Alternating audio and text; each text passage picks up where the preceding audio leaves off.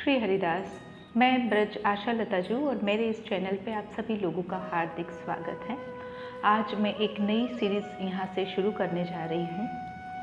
ये श्री केलीमाल एवं अन्य नित्य पाठोपयोगी साहित्य करके श्री ललित प्रकाशन श्री अलबेली शरण जी महाराज जी की ये एक पुस्तक है, एक ग्रंथ है, जिसको ज़्यादातर जो अलबेली शरण जी महाराज जी से जुड़े हुए साधक हैं श्री हरिदासी संप्रदाय से, तो ये लोग इसमें इनका नित्य ही पाठ करते हैं। तो एक्चुअली मैं भी इसका पाठ करती हूँ और जो उसके वर्डिंग्स जो होते हैं वो ब्रजभाषा हैं, पर लेकिन ये मुझे लग रहा है कि जो आम भाषा में बोली जा रही जो ब्रजभाषा है फ़िलहाल में, जैसे वृंदावन में जो भाषा बोली जाती है, उससे भी ये थोड़ी कलिष्ठ है, थोड़ी सी कठिन है। तो यहाँ पे हमने क्या किया है कि एक ब्रजभाषा की एक डिक्शनरी है हमारे पास, और संस्कृत की डिक्शनरी और हिंदी की डिक्शनरी, इन सब को मिक्स करके इन ऑल हमको जो आउटपुट मिल रहा है ये मैं आपके सामने रखूँगी, जिससे करके कि जब भी हम पाठ करें तो भले ही हमको इसका गूढ़ भावार्थ ना पता हो, पर मोटे तौर पे ये क्या लिख रहा है, मतलब ये जो वाक्य है वो क्या बोल रहा है, ये हम समझ पाएँ। तो इसी आशय से ये मैं करने जा रही हूँ।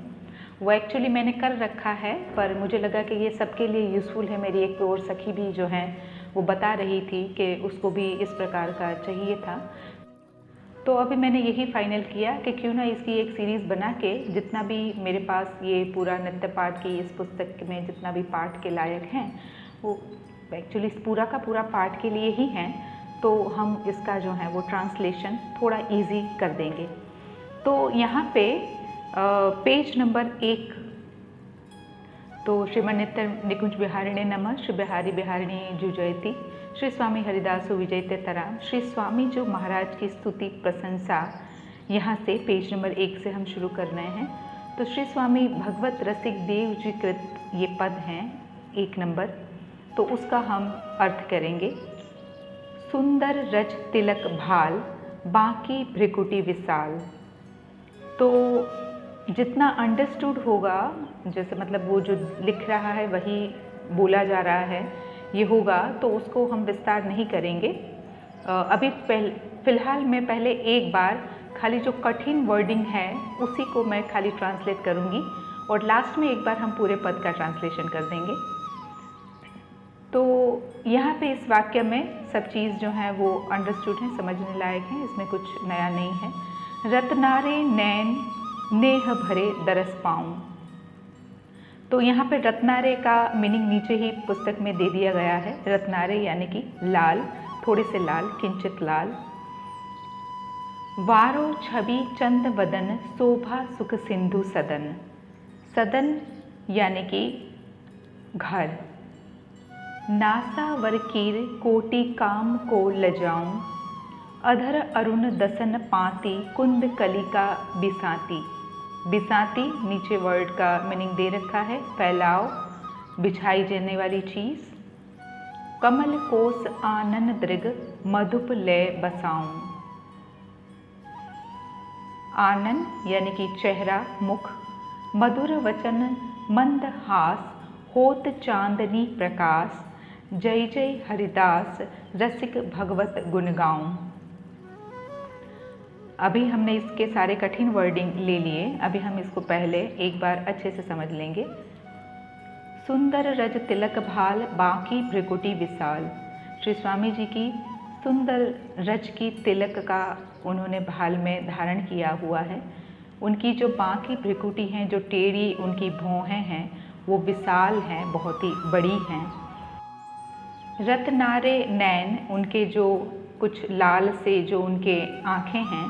नेह भरे यानी कि प्रेम से भरे हुए हैं। दरस पाऊँ, ऐसा मैं दर्शन पाऊँ, मैं उनकी दर्शन उनका ऐसा करूँ। वारो छवि चंद वदन शोभा, उनका जो ये चांद सा जो श्रीमुख हैं वो छवि पर मैं वार दूँ। शोभा सुख सिंधु सदन। वारो छवि चंद वदन, शोभा सुख सिंधु सदन। जो शोभा का, सुख का जो समुद्र हैं, जो घर हैं उस पर मैं छवियों को वार दूं, छवि को वार दूं, एक सिंगल छवि को वार दूं। नासावर कीर कोटि काम को लजाऊं। नासावर, उनकी जो नासिका है वो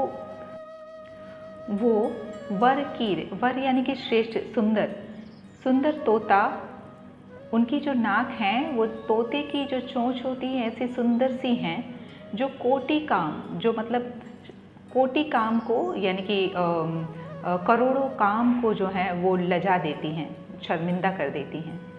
अधर अरुण दसन पाती, अधर अरुण, उनके जो उनके लिप्स हैं वो लाल हैं। दसन पाती, दसन यानी कि उनके दांत, और पाती यानी कि उसकी जो पंक्ति हैं वो कुंद कलिका बिसाती। जैसे कुंद एक फूल है, उसकी कलिका इतनी सुंदर होती हैं, तो कुंद की कलिका जो है वो जैसे कि फैली हुई हैं, बिछी हुई है, ऐसे लग रही हैं उनके दांतों की जो झांकी है वो। कमल कोस आनन दृग मधुप ले बसाऊं।